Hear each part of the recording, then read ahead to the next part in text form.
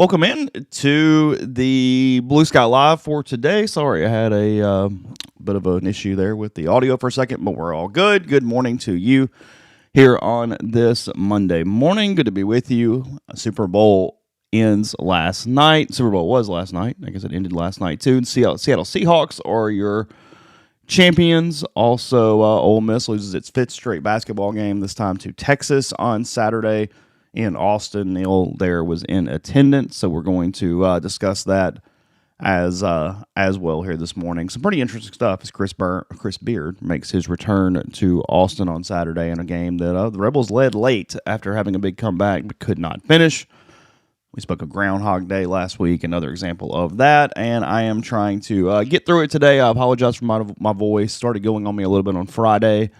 I'm going to go to the doctor today. I've had tea, I've had coffee, I've got water. I'm doing all I can, so we're gonna make the best of it. We're gonna get through it all together here this morning on a show brought to you every day by Blue Sky locations all over the state of Mississippi, up and down I-55 throughout North Mississippi, as well, taking care of you with Sweet Daddy stops at most of those locations, including here in Oxford, brisket, pulled pork, sides, desserts, and plenty more. They got their Valentine's Day savings. I tweeted that out over the weekend. So a lot of different ways to save money and get you on your way with your traveling across the state of Mississippi with Blue Sky. And again, Neal's in the Clark Ford studio.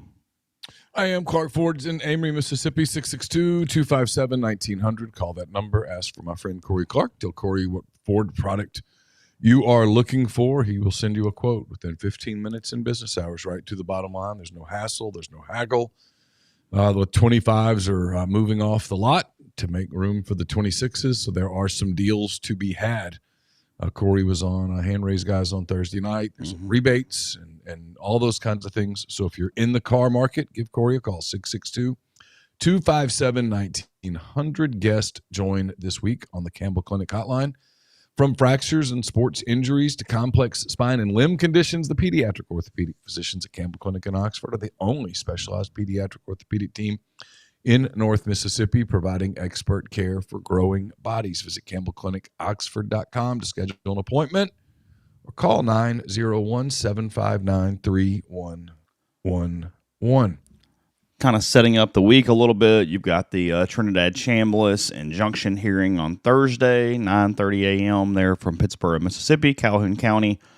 Judge Robert Whitwell, so we'll have coverage of that, whatever happens. Although I do not expect a decision to come during that hearing. I expect it to come later. I think he's got to write it. Again, I'm not an attorney, but that's the way I understand it. There was another filing in the case over the weekend. I tweeted some of that out, put it on the board. Another pretty scathing commentary from William Liston, and it was Chambliss's response to the NCAA's response to the injunction. Back and forth we go as we get to Thursday, but it's centered on that making Chambliss eligible would not have any real impact on the eligibility situation that is going on around college football and would not be some precedent-setting situation compared to a lot of the other cases and players that are doing multiple things. And then what I found the most interesting was that the NCAA has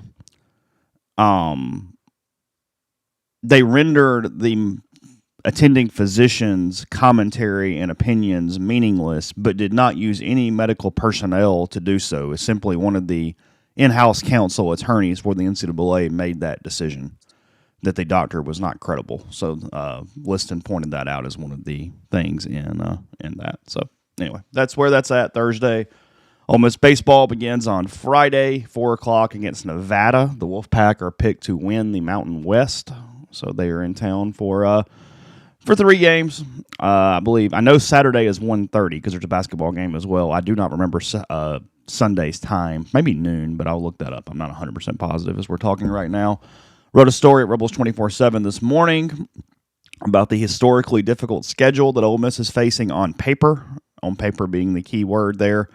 But the first 9 SEC series are all against top 25 teams. They do not play the 3 teams who were picked 14th, 15th, and 16th in the SEC, and Alabama on the road is the one of the 10 who is not currently in the top 25, and they are projected to make the postseason. They also have Justin LeBron, who's one of the best players in the country. So there's that with, I think Neal had him as SEC Player of the Year in 10 Thoughts this I week. did. It was either him or the outfielder at LSU, whose name's escaping me in this early hour. But I decided to go with LeBron. There was a rumor back in the offseason. Not that my predictions mean anything at all. It's very important to note that. But I've developed a pattern over the last few years, and I think it works. I will start watching college baseball the first weekend of SEC play. I'll start turning it on. I'll turn it on multiple screens, and I think Chase will agree with this. By the middle of May, I have a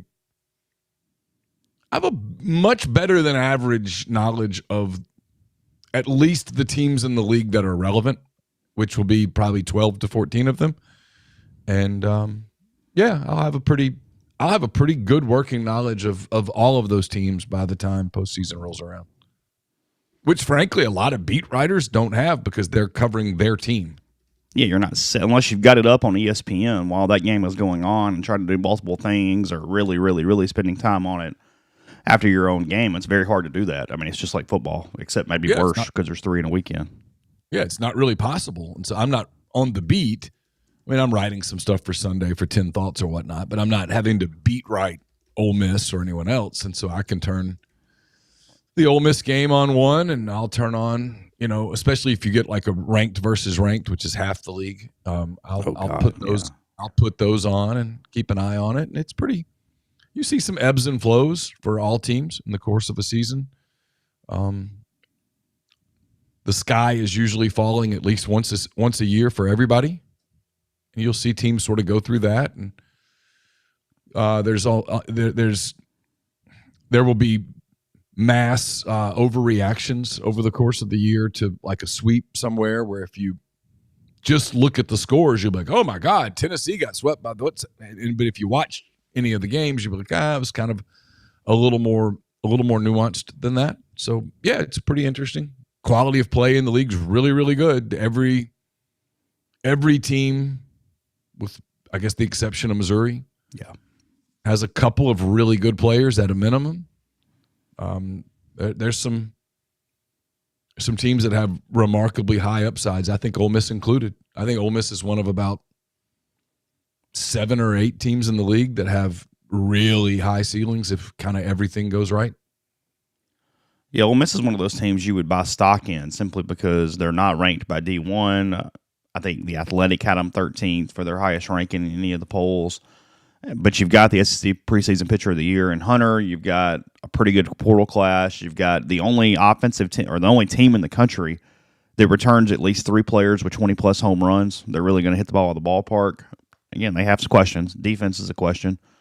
I pointed out in Around the Horn on Thursday that I think Dom Decker offensively and defensively is maybe the most crucial player that's sort of an unknown when you look at the portal or guys stepping in, and it's because they need players to move the baseball. They need somebody who's not necessarily home run dependent, and he's the exact opposite of that.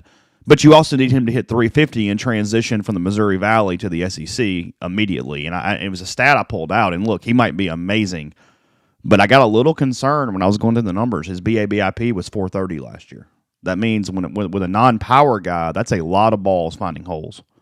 So you just wonder if there is a regression of that over time. Just kind of curious. That's one of the things that I am looking at, though, as we move into this season.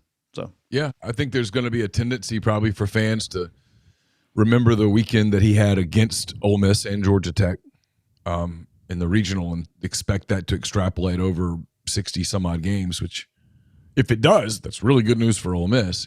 If it doesn't, it doesn't mean that he's a bust. It just means that there is an adjustment period. Yeah.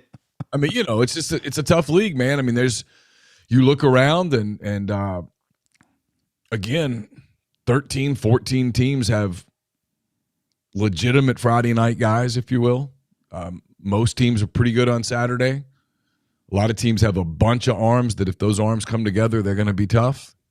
It's just it's a loaded league, as it always kind of is, and it's more so now as I wrote this in 10 Thoughts. I mean, just you look around and the SEC basically as a whole just went and poached all the good players. Yeah, Ole Miss on their schedule this season, half of their games, I think literally it's exactly half of the regular season games are against teams that had top 25 RPIs a season ago. because you've got the SEC slate. You have Southern Miss twice. They're ranked 20th. They were in the top 25 last year in RPI. I think 19th. You're away in neutral against them, and then you have Coastal Carolina away on the Sunday of the tournament in Houston. They play Baylor, Ohio State, and Coastal Carolina in that weekend. Coastal Carolina might even be better than last year. They're really good. That is 100% a national title contender there in Conway with the Chanticleers. So they're excellent. But no, tough schedule. It's starts out on Friday. We'll have coverage all week. Again, media day tomorrow. I think 12:30, 1 o'clock, something like that. Maybe food's at 12:30 and Mike's at 1, but it's somewhere around that hour. Practice at 2:30, so we'll have coverage of that also. Rebels 24/7 and any reaction on Wednesday morning, assuming that I don't have laryngitis and can actually speak there after the media day. I want to jump into basketball, though, Neil. Ole Miss losing to Texas in just kind of a crazy game on Saturday. I'll give you my day. I went to took my daughter to see the monster trucks in Batesville on Saturday. Had quite the afternoon. Had a couple good meals around that, but yeah, the monster trucks were in Batesville. Got out of the car, and it was right around halftime. So I guess Ole Miss was down 18 there late first half. They gave up a 16-0 run at one point in the first half, and then we got bored with the monster trucks pretty quickly. So when I came out to go get in the car with Carly Ann, Ole Miss had cut it and had the lead. They were up 3 minutes or something like that. They led by 3 with, 2:41, 2:43 to go, something like that. Something like that. I don't remember the exact number, but yes, they were up 3 and got a stop, and Patton Pinkins missed a jumper that he normally makes that would have put them up 5, and then from there, a nightmare. There was a 4-point play involved. There was another 3. There was all sorts of stuff. Texas closes on a 14-0 run to then win by 11 after they trailed by 3 again with 2:40 something to go. And you wrote a really good column on a Saturday after the game. Chris Beard showing a human side, his return to Austin, I guess just all the way, pre-game, during the game, after, just kind of taking me through from your eyes and then what you kind of experienced or saw with Beard throughout that day. Yes, I got in on Friday, probably around 5:30, 6 o'clock. I was pretty tired. I can't remember what was Thursday, but I'd not slept much. I was a little tired. Oh, yeah, I do know what was Thursday was. We didn't sleep at all that night, personal stuff. So I was kind of worn out, and I just went upstairs to where I stayed. I stayed actually where the team was staying, and there was a beautiful outdoor rooftop bar kind of thing. It was a little chilly, but it was nice. And I actually went out and grabbed some dinner in downtown Austin. I've never really been there before. I've covered a game there, but I stayed out in Round Rock when I did, and didn't really make it to Austin other than the football stadium. And I listened to people, talked to people. It was not the topic of conversation with anyone. Nobody was talking about Chris Beard, and I didn't really know what to expect. Game day, I got to Moody Center first. We always get asked questions about, which media people are most helpful. Texas was awesome.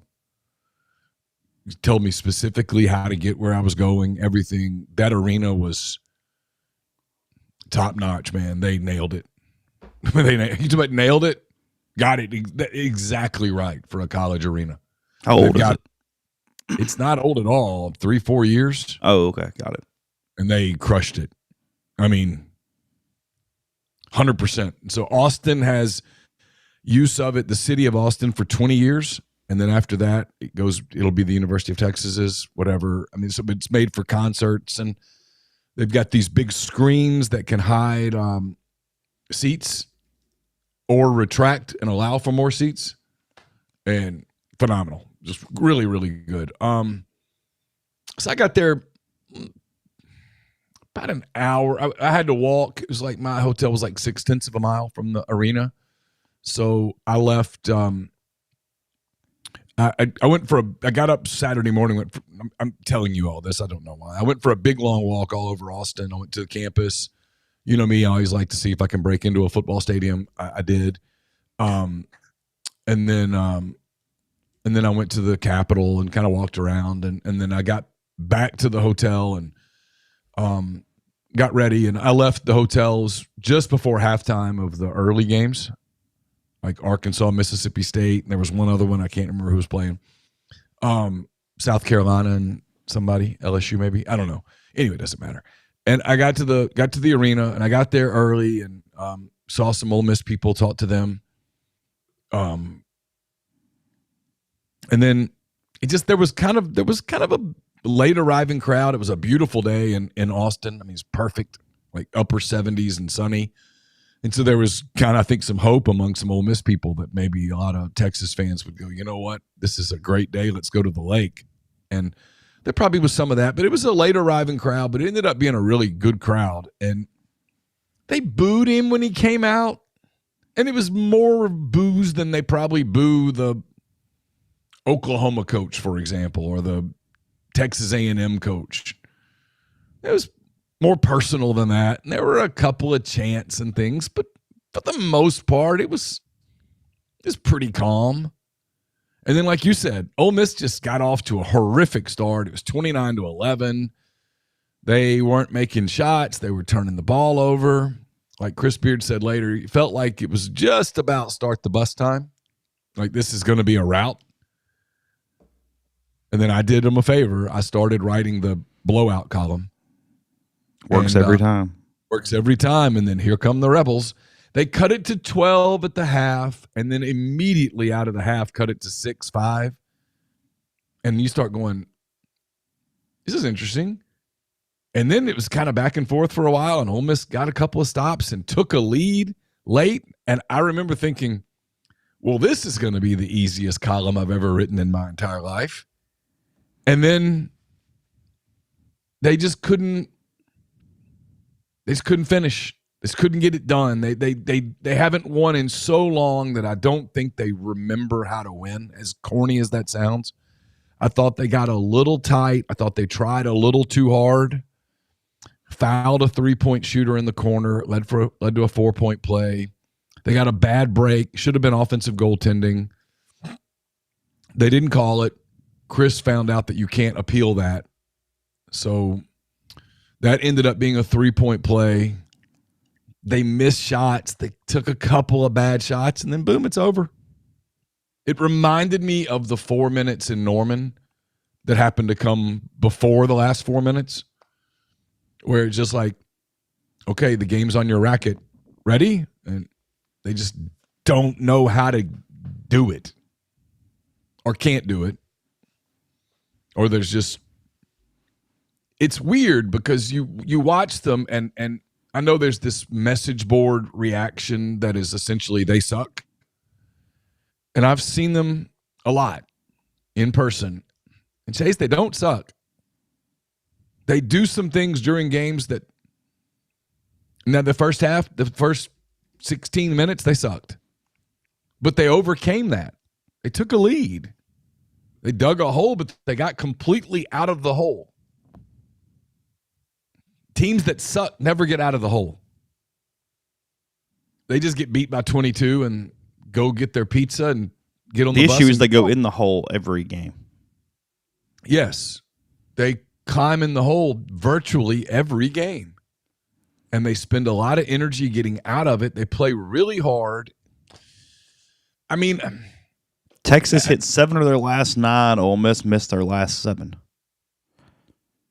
Yeah. I mean, well, you're up 3 and you lose by 11. That's almost hard to do. It's almost hard to do. And somebody says, what piece is missing?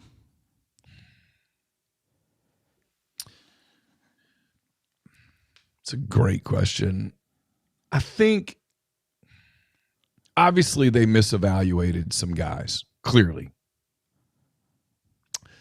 I think they also believed this will be something I'll ask them at the end of the season. They have eight games left, including 6 at home, including 2 this week. They have at least 1 game in Nashville. As long as they're playing hard, I think he's going to coach hard and he's going to coach with this team. But I'm sure they've begun to give some thought to what went wrong. And I think they put Malik Dia in a role that it turns out he's not fit for, which is kind of, hey, you lead, and I don't think that's his natural role.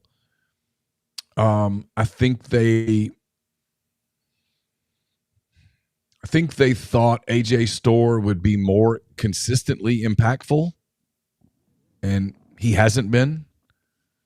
I mean, it was worth noting in the second half in Austin, neither one of those guys really played.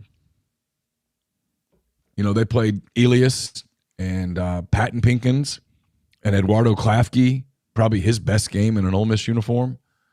They played Casilla, who did a pretty admirable job against the big kid from Texas who's just really a good player and has size and uses his size well. And they played who am I leaving out? Oh, Corin Johnson some, Keza Giffa some. They had to go small. Giffa played 28 minutes. This is the weird part, right? This is the whole, not to get into the Trinidad thing, not to get into the debate, because I know people are tired of it. I'm tired of it. But when you say they misevaluated, what you really mean when you say it is they misallocated funds. Okay? You got to talk about money. They gave James Scott a lot of money, and he didn't play much. A lot of money. They gave Travis Perry a lot of money, and he's played really hard, but he's sort of a one-tool guy. And Malik's making a lot of money. Malik's making a lot of money, and AJ's making a lot of money. And I assume Cameron's making a lot of money. And when most of those guys aren't giving you something consistently, you misallocated funds.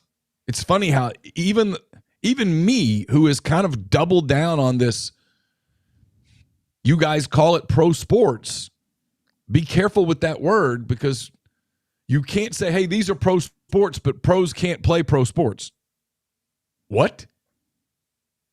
It's a weird sentence. And so we all do this, well, they misevaled. No, you overpaid. You spent your budget. I always do I don't know why. We'll watch Beat Bobby Flay competitions here when we get bored, which is sometimes. And, like the guys' grocery games or whatever, if you misspend your money, you don't have any left at the end and you lose. Mm-hmm. And they misspent money. And so what are they missing? They're missing a dog, number one. They're missing that guy. Like, I was watching Florida kick the crap out of A&M. Florida's just got a couple of guys that are just dogs. Just, hey, we need a bucket. Go get a bucket. He gets a bucket. I was watching the first 15 minutes or so of Arkansas, Mississippi State the other day. Mississippi State needs Hubbard to be a dog, and he's not. Arkansas down 2 starters Saturday on the road, sleepy place. Won by 20. They just give it to Acuff, man. And he just goes and gets it. Tennessee, I know they lost to Kentucky, but like Nate Ament, he'll get you a bucket. They miss that. They don't have that guy that can consistently just go get you a bucket. And so everything's a war. Everything's a fight. They don't have I don't know that they have a traditional point guard, and I don't know that his offense requires it, but, they were having to run a lot of Eduardo Klafke at the point, really, Saturday. I thought he did great, but that's not his natural position. Yeah, man, he was 7 of 10 from the field. He was good. He was terrific, man. I mean, he was kicking himself for missing an open 3, but he played a great game. I think if you could have everybody play as hard as he plays, you'd have something. But some guys just aren't wired that way. It's not that they don't care or that they're not wired that way. And they probably misevaluated, some wiring. And so they're right there in a bunch of games, but they just don't finish the games. I won't say who, because it's not fair. I saw somebody in the hallway afterwards, and I said, I feel like I've covered the same game 10 times. And he agreed. Mm-hmm. And then they don't catch a break. The goaltending, that takes 3 points off the board and gives you the ball down 1 instead of down 4. Would it have made a difference? Hell, I don't know. Yeah. I mean, who knows, right? You got to make it. Someone's got to make a shot, and they didn't make shots. Would you have made the shot if you were down 1 instead of down 4? Would you have pressed less? Would you have pressed? I don't know the answer to those questions, and those are all hypotheticals. And I don't even know that I have an opinion on it. I mean, after watching this team, it's you start expecting bad things late. And I don't know that that's fair. I just think it's human nature when you've kind of seen the same thing over and over and over. But, again, they've only been blown out, I guess, kind of twice, really. Mm-hmm. I mean, they're in most of the games, and every team gets blown out a time or two, just about. I mean, A&M got blown out by Florida the other night, just blown slap out of the building. So I don't know, man. This is a big week for them if they're going to just get any kind of a feel-good momentum. It Bama starts, and State? Yeah, it's Bama on Wednesday night, Mississippi State late Saturday afternoon, early evening, 5:30, whatever you want to call that.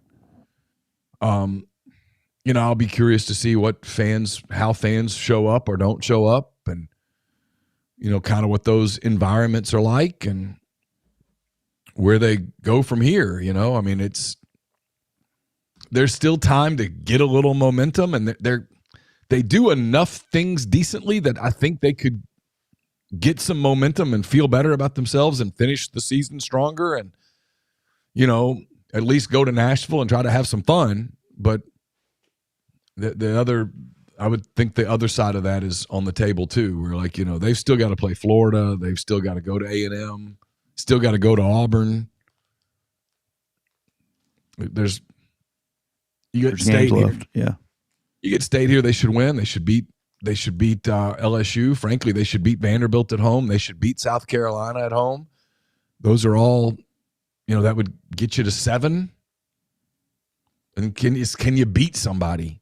Can you just line up and take on a team like Alabama and play with them? Can you, and they've played with everybody outside of NC State and Miami. Yeah, Miami. They even played with Tennessee. I know the game got away late, but they were in that game for a long time.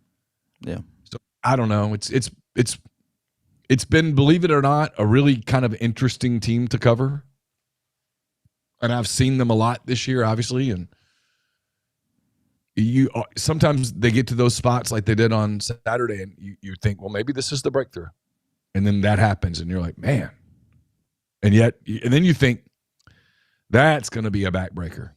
And then it's not. They just keep coming back at you, and 4-game road trip. That's a lot in this league. The ice and stuff, put them on the road a lot. I think they've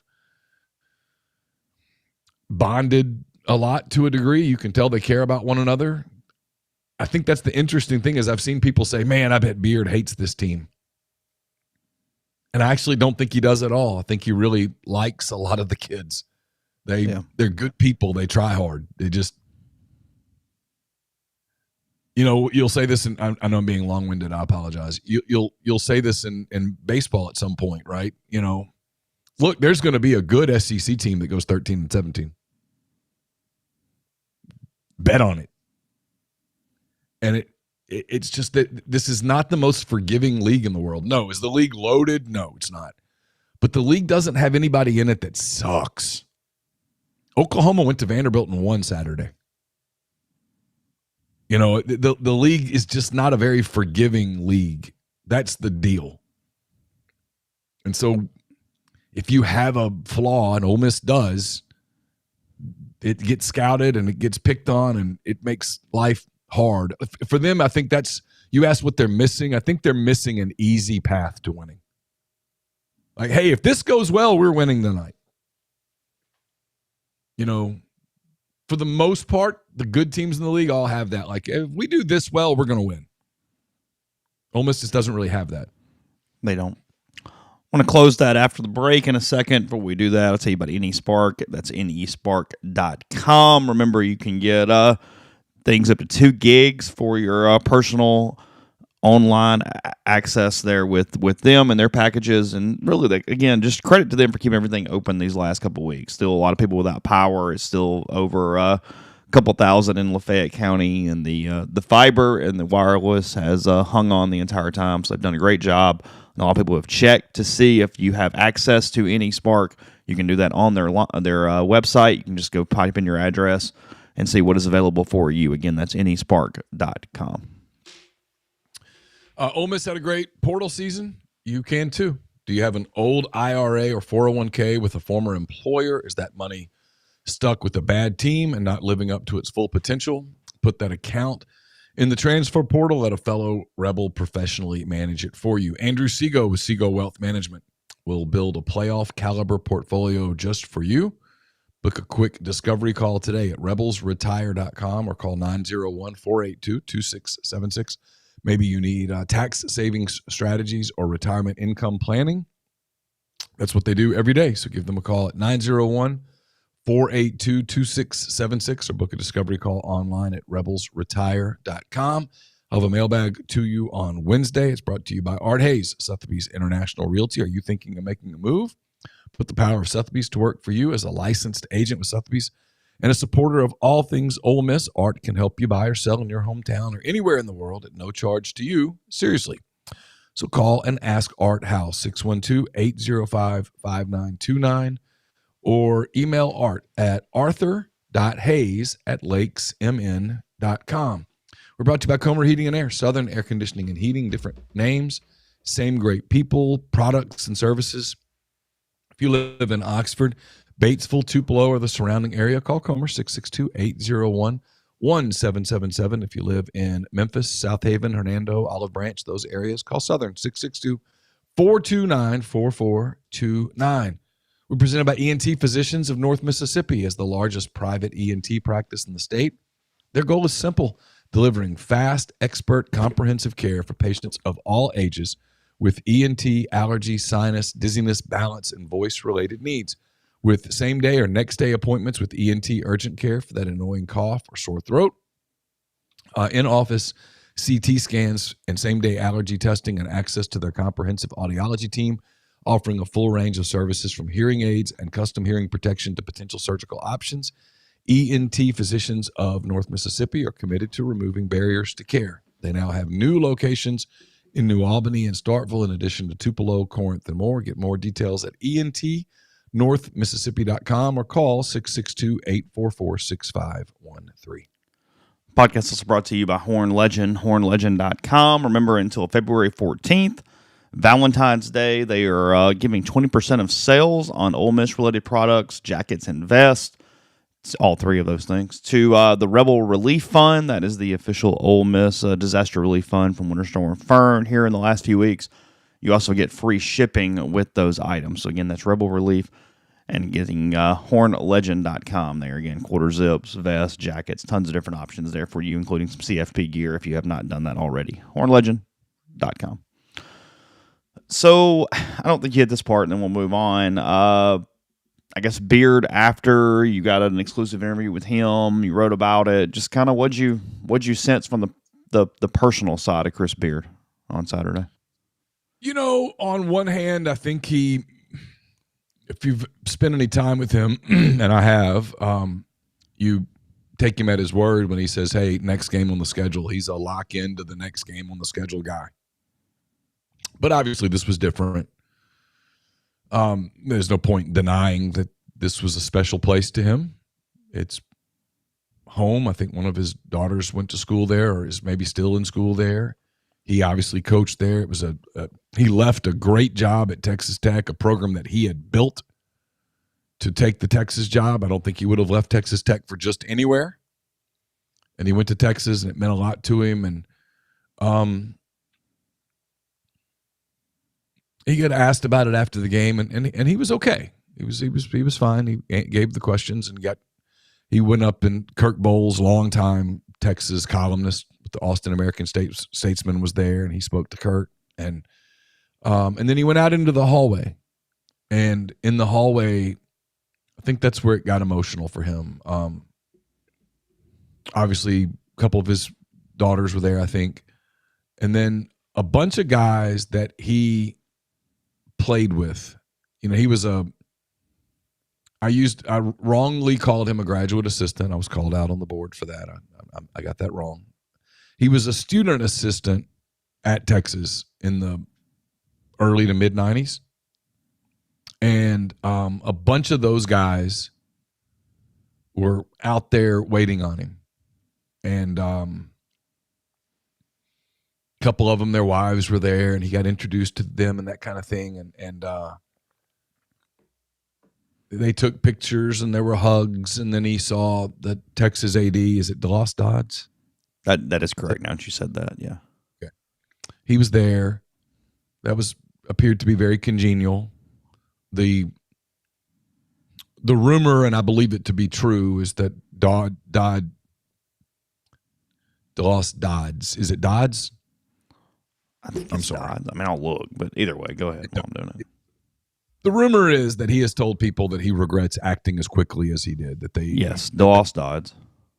That they reacted in a political environment, at that time, and that had he had a do-over, he would have maybe suspended beard and let. Now, hold on a minute. You're talking Dodds has been done for like more than 10 years. You talking about Del Conte? Del Conte, thank you. Yeah. Okay. Go ahead. Yeah. Chris Del Conte was there. Yeah. All right. Crazy. God Almighty. Yeah. Sorry. Shows you how old I'm getting. I mean, I'll be referring to President Ford here any minute now. But he was there, and the rumor is Del Conte regrets the way that was sort of handled, that they let the public mob sort of get the best of them. Those charges were dismissed 5-6 weeks after they were filed. There was no prosecution. There's nothing on his criminal record. Nothing. And that appeared to be a very congenial moment. And then I got him in the kind of the coach's locker room, and I just said, "Hey, what did that mean to you?" And at first I asked about coming back, and kind of gave me the same answer, which told me, no, it's genuinely how I felt. He goes, "It's been 3 years. It's over." But I asked about those players being there, and he teared up. That's the part that hit him. I was like, I think I said, I'm guessing that's pretty rewarding. And he paused, and I said, maybe rewarding's the wrong word. And by then it was like, no, he was pausing because he was kind of getting himself together. And he gave me what I thought was a really enlightening answer.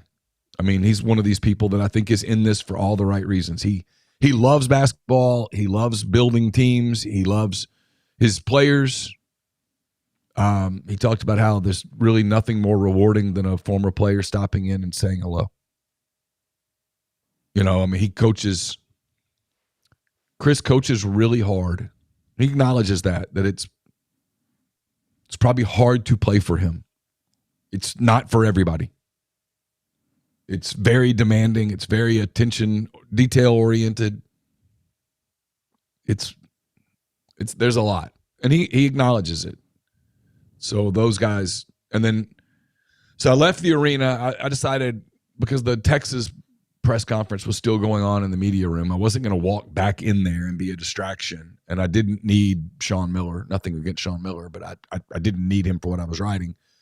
And so I walked back to the hotel, and on my way out of the hotel, I saw one of those guys that I'd noticed, and I said, "Were you one of the guys talking to Chris just then?" And he was like, "Yeah." And I introduced myself and talked to him and his wife, and I just said, "Hey, can I get you on the record?" And he said, "Sure." And so we talked, and I got back to the hotel and wrote it, and I actually was pretty pleased with it. I thought it was a different perspective than you would have gotten had you just sat at home and covered the game off TV. Mm-hmm. Yeah, humanly, it's impossible in that way. It's not possible. There's only one way. You and I have talked about this so many times. Like, people will ask us, like, why do you guys go to the games or whatever? And this isn't being judgy of anybody else at all. And Chase, I think you'll vouch for this, because Yeah. I know right now I'm not exactly the most popular person in Ole Miss circles, so I don't get the benefit of any doubt. I'm not saying I deserve it. I probably don't. That being said, I've been pretty consistent on this, and that's you can't cover a team remotely. It just can't be done. You can write about games. You know, you've covered a baseball series from the road and done a really good job with it, but you don't get the human element at all if you're not there. Mm-hmm. It's not possible. That's why it would be so easy for you and me, who are both talented enough journalists, to cover almost an entire season remotely. We could do instant podcast. We would make money. We could sell sponsorship of it. We could do a lot of that. We would never have any travel expense. We're both talented enough to pull it off. But you wouldn't have the human element of it. I told you this like last year when you made the transition over to 24/7 months before I did, which meant I had to finish the baseball season. I'd not covered an Ole Miss baseball game in person since the regional that they lost, the Black Monday day. Yep. 2018. Was that against? Tennessee Tech. Tennessee Tech. It was the last time I'd been to a game.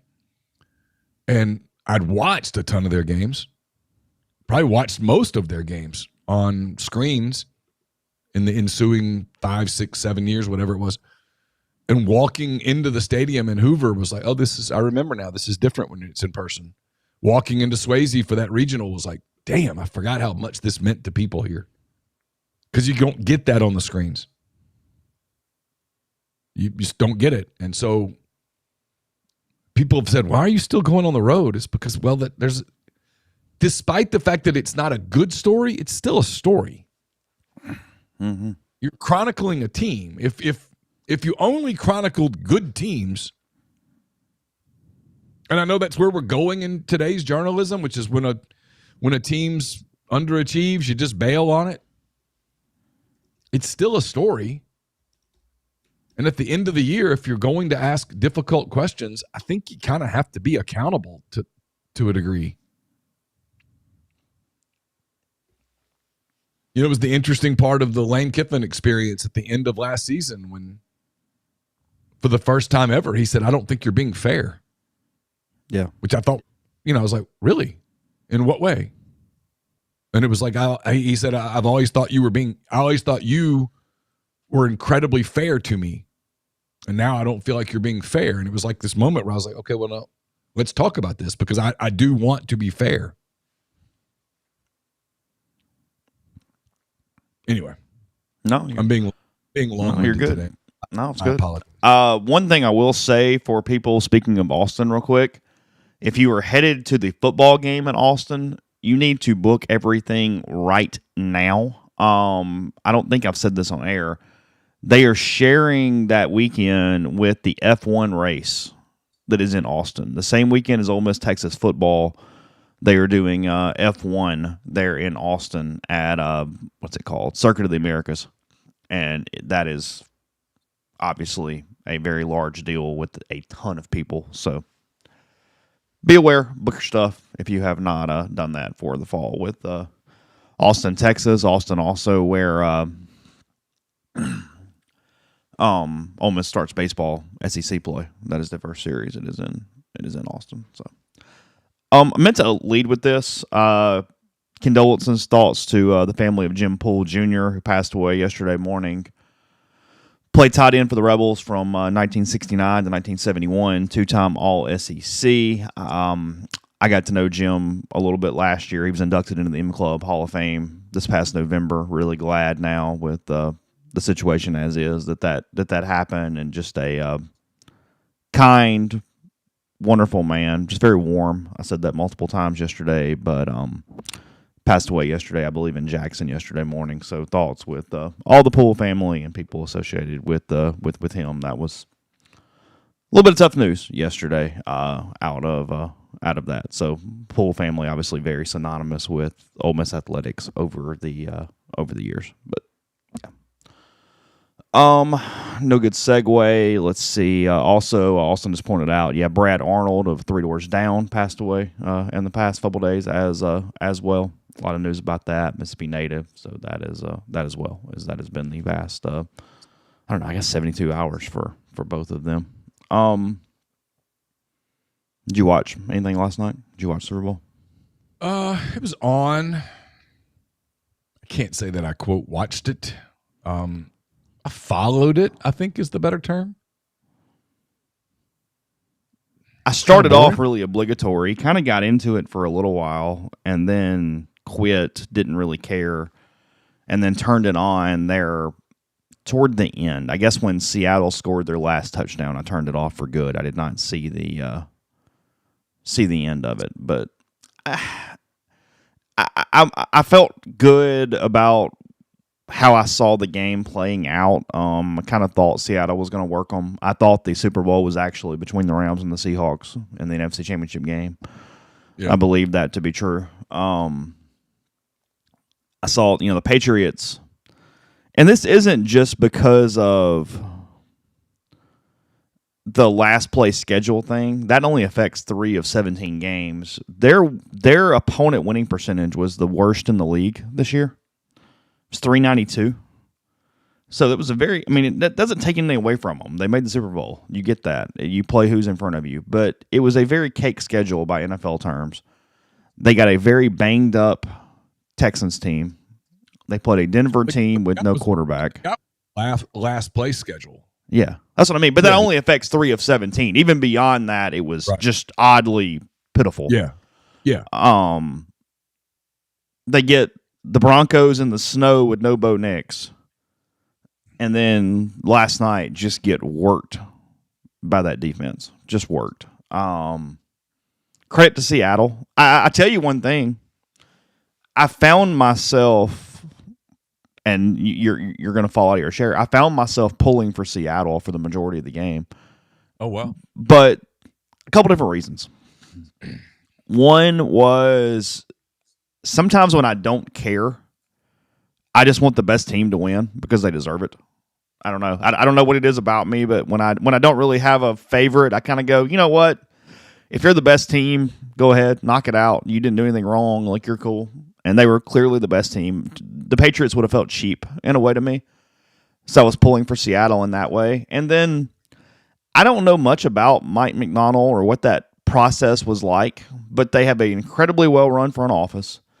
And I thought that they've handled a new coach in that way, first-time coach, remarkably well. They put Leslie Frazier around him. They surround him with the right people. It's almost kind of rewarding a front office that has done such a fantastic job. And there is nothing about the Patriots front office that is palatable in any capacity. So I found myself simply rooting for what seemed like better people who have done an excellent job of putting together a team and a franchise and however you want to call it. So, yeah, that's what I thought. Yeah, my mom asked me yesterday, "Are you watching the game? Are you going to watch the game?" And I was like, I don't know that the NFL of the 32 franchises and the potential matchups, I don't know that they could have put one down that would have less appeal to me on any emotional level. And I didn't care. It was really weird. We kind of watched.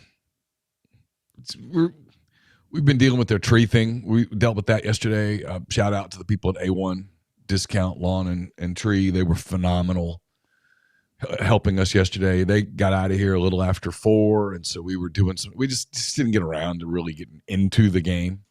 I didn't have I'm not one of the people that gets worked up about halftime shows, and I'm like you.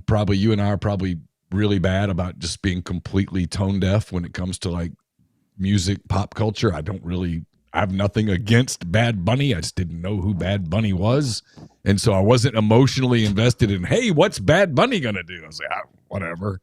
And then it seems like the third quarter kind of got away from New England pretty quick. And at that point I was in checkout mode. I think we flipped to beat Bobby Flay. I don't know. I wasn't interested. I just didn't care. I just turned it off. Like I said, I was sick. I was like, I need to try to sleep. I was like, okay, I'm kind of done. But It's funny you said that because I am trying to watch more movies right now. I enjoy movies. I am really making a concerted effort to be better about shows and movies right now. So I'm doing that, but music, I just can't make myself care at all. I just can't do it. I am the boring old person that listens to audiobooks and podcasts all day, and I never turn music on. There is music in my house, but it's never of my doing. I'll say this, and then we'll go to the next break. Because I think I'm coming into the halftime show debate, our conversation, as unemotional as somebody can come into it, because I just don't care. I really don't. What I find interesting about it, on the one hand, you cannot in any capacity fault the NFL for trying to get numbers and for trying to run up everything to do with what was very successful from that halftime show yesterday. It's the most watched of all time, I believe I saw. Bad Bunny is the most streamed artist in the world. I think he's done that 4 times now, maybe 4 in a row. I don't know, but either way, 4 times. It makes all the sense in the world. I know the person that picks these people, or at least is the head of the group that picks it. I'd love to talk to her soon and kind of hear some more thoughts on it. However, I find this interesting because this is the broader scope of it. The NFL is trying to expand into more of an international brand. There's no doubt about that in every way. The Saints are playing in Paris. There's more games in Berlin and Spain and Europe, obviously, and everywhere. Or I guess London, I should say. They're everywhere. And that is a viable next step for a league and a world that the NFL is consuming like this. I do wonder, and I don't know the answer to this. This is merely just me posing something as we go to break. I do wonder where the line goes between pursuing all those things and that being completely right and what you should do for your business and for the marketability and the expansion of your product, and where you do have a responsibility to your primary fan base. And I don't know. I'm not saying last night got there. I'm thinking much bigger and broader, and if you did this multiple years or whatever. This had nothing to do with Bad Bunny as I'm talking. But you've got this halftime show that a lot of people that came into it when they went, I don't understand a word that was said. Not a thing. It was all in Spanish. Even some Spanish people didn't understand what was said. And yet the imagery was really good and all that stuff, and it put a show on. Again, I didn't see it. I'm just talking what I've kind of seen broadly. But I do wonder a little bit as it goes on, like, where is that line between expansion and that line of honoring our core base? It's all like politics. I mean, the same kind of thing. I don't know, but I thought the NFL made a very strong step in one direction of that yesterday. Where does it kind of go from here? Do you get a back and forth? You get one, I get one, and I don't know the answers, but that's kind of where my mind went as last night was being played out in my head. That's what I thought. So. Yeah. I always feel like I'm letting the audience down here and probably letting you down when I don't really have any thoughts on it. The NFL's built this massive brand. It's gotten pretty corporate. They don't seem to be scared of politics, especially sort of one-sided, but I don't even know that. I think if you had told someone 20 years ago that the halftime show would be performed by an artist who would do the entire thing in a non-English language, I think they would have said, you're insane. And yet here we are. And, you know, you have this very mixed reaction. Some people are bothered. Some people loved it. It didn't matter to me. And so I don't really have any, it didn't impact me on any personal level at all, one way or the other. I wasn't offended. I wasn't enthralled or really much of anything in between. I guess what struck me, and I don't know the answer to this is just an opinion. I wonder how many people that really, really, really hated it, really, really hated or said it because they think they had to or were supposed to, given their team. Yeah. and I mean political team, and the other way works too. Oh God, it was the best sure. thing ever because I felt like I had to say that because it was in some way associated with something that I believe in, or I back, or I'm for, or my team in some way. I don't know. I guess that's what I hate about the entire climate we're in is I don't even believe when somebody gives an opinion half the time if it's on the internet. It's just it's something that's playing to a much broader symbolism of my team versus your team as we move forward. So that's where I'm at. All right. Yeah. Yeah, I'm just with music in general. I mean, I just kind of stuff I like. I'm kind of one of those people that I don't listen. I'm like you. I listen to, when I'm out walking or whatever, I'm either listening to a podcast or a game or nothing. More frequently, it's nothing. So the only time I really hear music is like if I'm in the car with one of my daughters, they'll play something and I might like something. I'm like, who's that? And then if I think of it, I'll like go stream some of that artist when I'm walking or whatever. But I'm not, it's just that I almost kind of wish it were because it's a big conversation thing, but it's just music has never been, I like music, but I'm not. Yeah, no. I'm not going to a lot of concerts. Like I've probably hit a point in my life where if I go to a concert, it's a sentimental thing more than it is wanting to go to the latest. No, 100%. All right, we're back in a second. First, podcast brought to you by New Albany Pharmacy and Solutions. That's newalbanypharmacy.com, 140 Fairfield Drive, 662-539-7777. Family-owned pharmacy, excellent service, wide range of gifts for all ages, home decor, jewelry, and more. Tell them you heard about them from MTV Digital and get 15% off any non-medical purchase. Again, newalbanypharmacy.com. We're brought to you by Arnett's Fine Jewelry. It's a fourth-generation jeweler located in the old Lamons building on North Lamar Avenue in Oxford. They offer expert jewelry repair, diamond engagement rings, all the stuff you would expect. It's also great for gifts. You got Valentine's Day this week.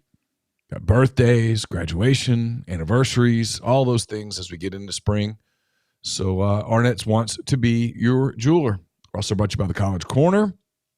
Got baseball season literally days away. So you got some cold Swayze games ahead. You want to make sure that you've got all the gear that you want for that. Caps and hats and hoodies and quarter zips and whatnot. They've got all of that at the College Corner. All the brands, colors that you love. Nike, Horn Legend, Champion, Antigua, just to name a few. Got the location here in Oxford in the Oxford Commons where they'll get you in and out, ready for Swayze in no time. 2 locations in the Jackson area. And you can also go to collegecornerstore.com. And if you're sitting out in left field, you know what to put in your cooler. Coors Banquet, brewed in the same tradition of the old original 150-year-old recipe. Baseball's a what's the word I'm looking for? Traditional game. It's kind of it's a game built national on history. pastime. It's our national pastime. What better way to celebrate the national pastime than a Coors Banquet? Crafted with 100% Rocky Mountain water. When you're enjoying a banquet, you are drinking history. And we're brought to you by Argent Wealth.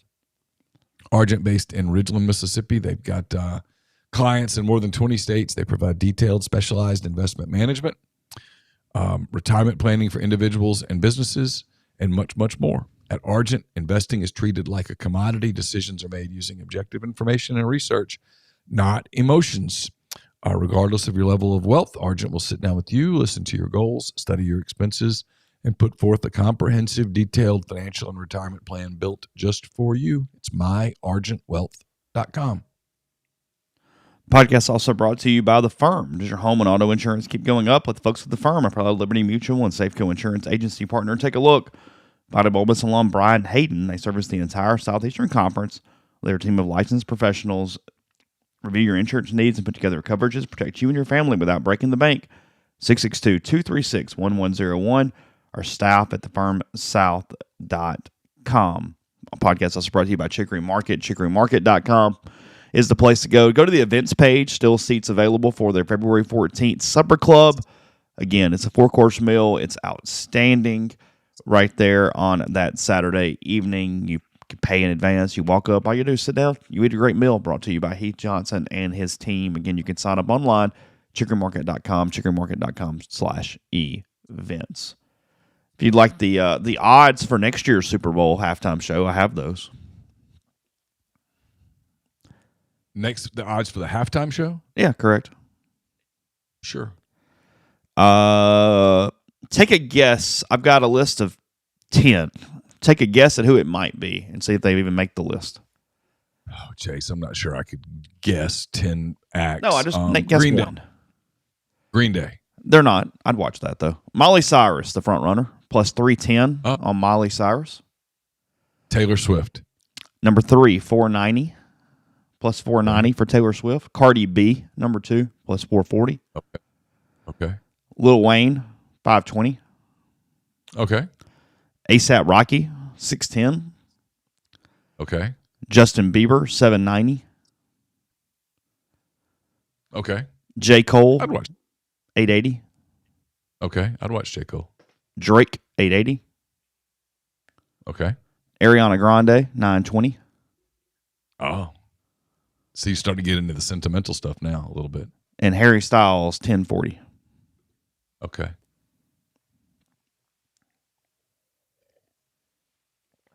That's the list. How about that?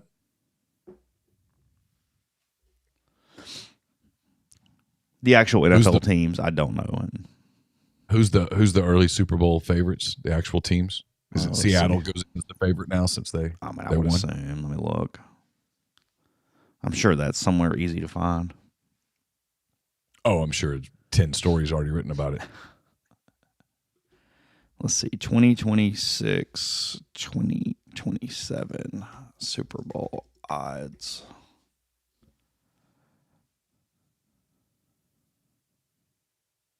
Yeah, here we go. Seahawks plus 950, tied with the Rams plus 950. Okay. Bills 1100. Yeah. Eagles 1300. I hate the Pats at 1300. Hate in every way. Not at all. Ravens 1300, Packers 1400, Lions 1400, Chargers 15, Chiefs 15, 49ers 17, Texans and Broncos 19, Jags 20, Bears 25. I don't hate the Jags as a kind of a flyer. They're a good team. Cardinals dead last, by the way. Yeah, doesn't 2.5 times worse than my Saints. Woo! Yeah, it doesn't feel like the Cardinals are destined for the Super Bowl next year. That'd be a bit of a surprise. The surprise: the Titans are actually favored over 1, 2, 3, 4, 5, 6, 7 franchises.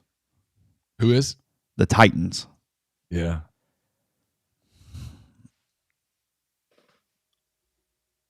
Have you actually seen the video of Lindsey Vaughn's crash? I did. I've intentionally avoided it. Pretty rough. She just that her pole caught the gate. Yeah, and just completely lost her balance, and she was flying. Literally. Broke a leg, right? I think so. Bless her heart, man. You went about a warrior now. Every reason in the world to go, well, I tore an ACL. I'm not going to do this. And then had just about made it through the event.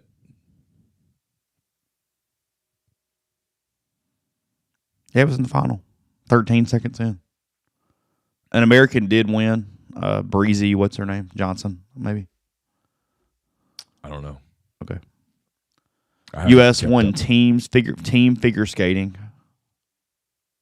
I saw that. They have the gold in that. The Winter Olympics just do not captivate me the way the summer do. I'll watch the hockey. That's it. Or that's about it. Little bobsled. Different variations. Yeah. The get-in price to that Texas game, by the way, we mentioned it earlier, that's the third most expensive game on Ole Miss's schedule for a get-in right now, if you were trying to buy tickets already. $216 is the cheapest price for the Texas game. Texas Ole Miss? Yeah, Georgia's 294, LSU's 409. Oh, Yes. I walked into that stadium. It's a cool stadium. I've been in there once. I covered a game there. God, what decade ago? But that's a cool 2013. Yeah, 13 years ago. It's a cool stadium. So that's a neat campus. I've never really walked on the campus before. I liked it. I walked a lot of it Saturday.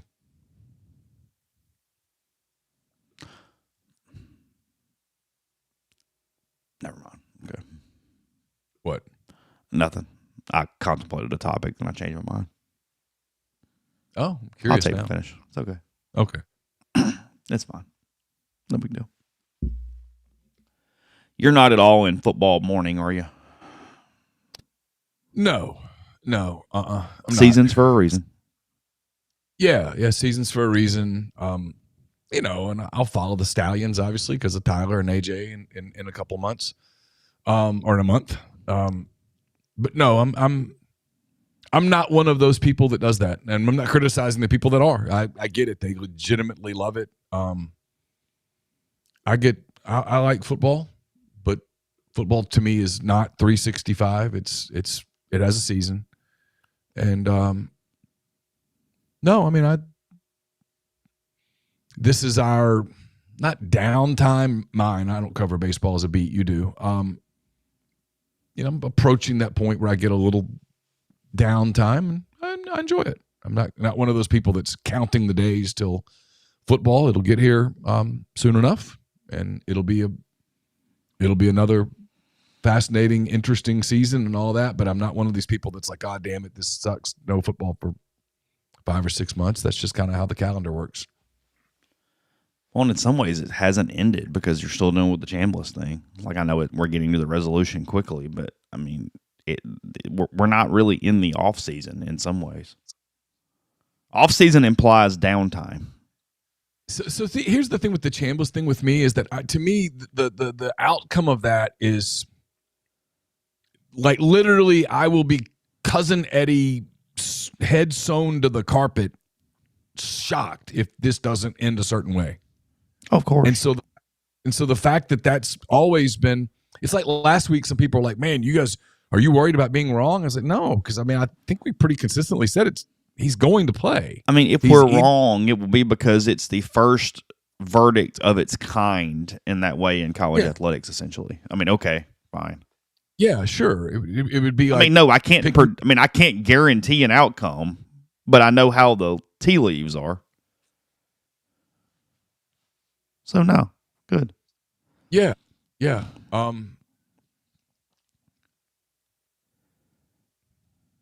I just think he's going to. I think he's going to get the injunction or whatever the legal term is that I'm looking for here. That's correct. Temporary injunction and permanent injunction are both being sought. Yeah, he'll get one or the other, and he'll play, and or both. I mean, or he might get both. Yeah, exactly. And he'll play, and to me, that's kind of always been known, and so I've had a hard time like trying to generate drama on it. Not that that's our job, but I think there are people that are generating drama on this. And like you said the other day, I agree with you completely. People do the whole, and I get it. I get why Ole Miss people are burned by the NCAA. But in this case, I don't really think I think this is the NCAA simply trying to do everything it can to avoid playing any role at all in something that sets precedent. Even though this should be considered different, I think they are simply, I think it's two things. One that's that, and then the other is I think they're trying to create an argument that they can take to Capitol Hill. Which means they deny everything, essentially. Which means deny everything, let the courts do the other thing, and they can go to Capitol Hill and go, look, if each individual state can do all this, we can't, et cetera. And they're trying to get Congress to help. And so far, I think we've seen that Congress doesn't really have any appetite for this. And frankly, I don't think it should. And this is where my stance on this is probably not super popular, but it's, look, at some point, you're either going to have to figure out a way as a business to get organized, or you're going to have to just completely embrace the chaos until the chaos gets to a place where popular opinion goes, this is insane. And we're not there yet. And that's kind of my point. It's tease it. Don't go too far, because I actually have a lot of thoughts on it, but let's do it tomorrow because I'm losing my voice and I don't have a lot of oomph left at the moment. So it's the Bediako thing, right? People go, well, he's a pro. Okay, well, he's playing at Alabama. They're paying everybody. They're pros. It's that. You heard lots of coaches say it over the course of the last season. You've seen it on, other coaches in other sports refer to their, hey, these are professionals now. These are pro sports now. Okay, then why can't somebody with G League experience play? Mm-hmm. Which gets you into the slope. My guy Amari Bailey's taking a visit to Grand Canyon. He is. He played 10 games in the NBA. Well, pros can't play. The natural question that comes back is, pros can't play pro sports? Why? You're just a different level of pro sport now. These are amateur sports. Yeah, but you said I can show you 100 examples of people in that saying, no, these are pro sports. And so I think it's in a weird spot. Yeah, I'll lay out my case tomorrow. We'll go there. Let's take a final break, because again, I'm losing my voice. For the record, I'm with you. I've just started to look at it differently. That's fair. Podcast brought to you in part by the Jackson Graber Group with GMFS Mortgage, local trusted mortgage lender right here in Oxford. Help all home buyers with first home, new construction, refinance, local in-house processing, underwriting, servicing, and more. Also great in the condo environment that's going on. He's an expert in that, so let him help you out there. So if you're buying a home, refinancing, or have questions, gmfsmortgage.com/JGG, 662-762-4502.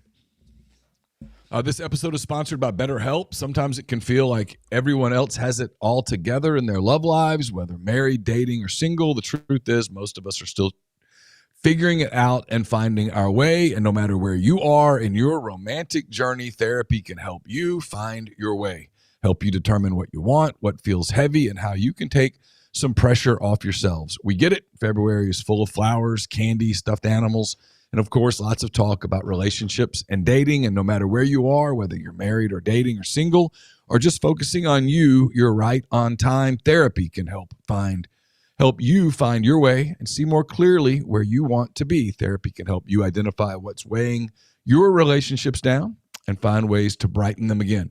BetterHelp therapists work according to a strict code of conduct, are fully licensed in the U.S. BetterHelp does the initial matching work for you so you can focus on your therapy goals. A short questionnaire helps identify your needs and preferences, and their 12-plus years of experience and industry-leading match fulfillment rate mean they typically get it right the first time. If you aren't happy with your match, switch to a different therapist at any time from their tailored recs. Sign up, get 10% off at betterhelp.com/MPW. That's betterhelp.com/MPW. We're also brought to you by John Edwards, Regency Travel Incorporated in Memphis. John's part of Virtuoso. It's a worldwide network of travel partners that allows John to supply his clients with added values, unique benefits simply not available to other travelers. If you're trying to create a trip that creates a lifetime of unique memories, get in touch with John. Give him some parameters, give him a budget, and then let him give you options that you probably won't find on your own. 901-494-3387, or send him an email, jedwards@regencytravel.net. Get the beautiful, healthy smile you deserve at Corinth Dental. Dr. Bubba McQueen, Dr. Jenny Beth Hendrick are devoted to restoring and enhancing the natural beauty of your smile using conservative, state-of-the-art procedures that will result in a beautiful, long-lasting smile. From routine checkups to advanced treatment, including implants and Invisalign, Corinth Dental is here to help you Achieve your smile goals. Schedule your appointment today. Take the first step toward a better version of yourself. It's corinthdental.com.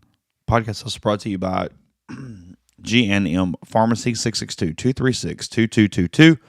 They deliver locally in the Oxford area and offer medicine, free prescriptions at the same time each month and take care of you. One trip to the pharmacy, one delivery. You have everything you need when you need it with G&M. Again, that's 662-236-2222. I guess in closing, and I'm not even going to opine on it. Again, we can talk about it tomorrow because there's some news potentially coming today. Are you following much of this Savannah Guthrie thing? Yes. The people in my life are pretty obsessed with it. And Okay. so You're catching a lot of that. yeah, I have a opinion about it that the people in my family are not happy with me about. They are praying that I'm wrong. And for the record, I'm praying that I'm wrong too.